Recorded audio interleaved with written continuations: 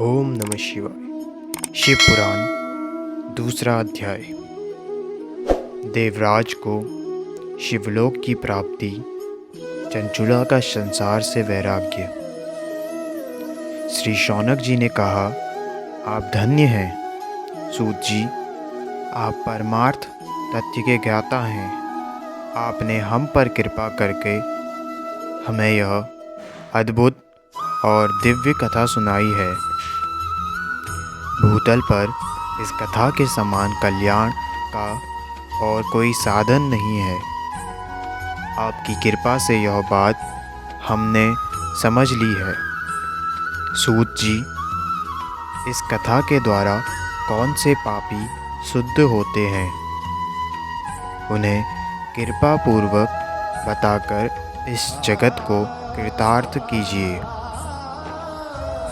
सूत जी बोले, मुने, जो मनुष्य दुराचार तथा काम, क्रोध, मद, लोभ से निरंतर डूबे रहते हैं, वे भी शिव पुराण पढ़ने अथवा सुनने से शुद्ध हो जाते हैं तथा उनके पापों का पूर्णतः नाश हो जाता है। इस विषय में मैं तुम्हें एक कथा सुनाता हूँ। देवराज ब्राह्मण की कथा। बहुत पहले की बात है। किरातों के नगर में देवराज नाम का एक ब्राह्मण रहता था। वह ज्ञान से दुर्लभ, गरीब, रस बेचने वाला तथा वैदिक धर्म से विमुख था। वह स्नान संध्या नहीं करता था तथा उसमें वैश्यवृत्ति बढ़ती ही जा रही थी। वह भक्तों को ठगता था। उसने अनेक मनुष्यों को मारकर उन सबका धन हड़प लिया था। उस पापी ने थोड़ा सा भी धन धर्म के काम में नहीं लगाया था। वह वैश्यागमी तथा आचार भ्रष्ट था। एक दिन वह घूमता हुआ देवयोग से पृष्ठधानपुर, झांसी, प्रयाग जा पहुंचा।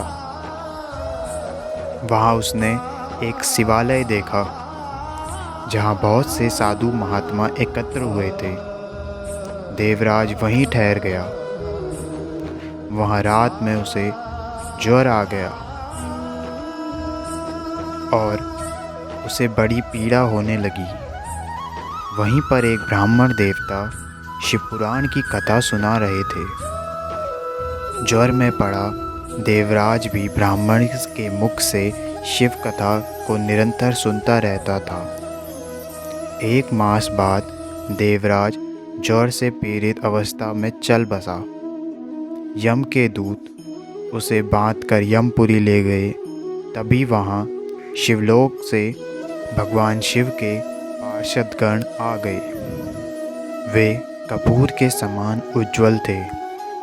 उनके हाथ में त्रिशूल, संपूर्ण शरीर में भस्म और गले में रुद्राक्ष की माला उनके शरीर की शोभा बढ़ा रही थी।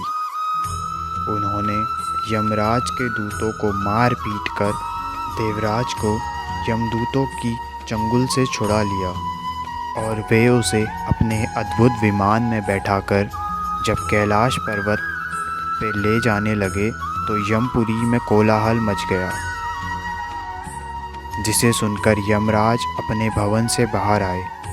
साक्षात रुद्रों के समान प्रतीत होने वाले इन दूतों का यमराज ने विधिपूर्वक पूजन कर ज्ञान पुष्टि से सारा मामला जान लिया। उन्होंने भय के कारण भगवान शिव के दूतों से कोई बात नहीं पूछी। तत्पश्चात शिवदूत देवराज को लेकर कैलाश चले गए और वहां पहुंचकर उन्होंने ब्राह्मण को करुणावतार भगवान शिव के हाथों में सौंप दिया। शौनक जी ने कहा, महाभाग सूत जी, आप सर्वज्ञ हैं। आपके कृपा प्रसाद से मैं कृतज्ञ हुआ।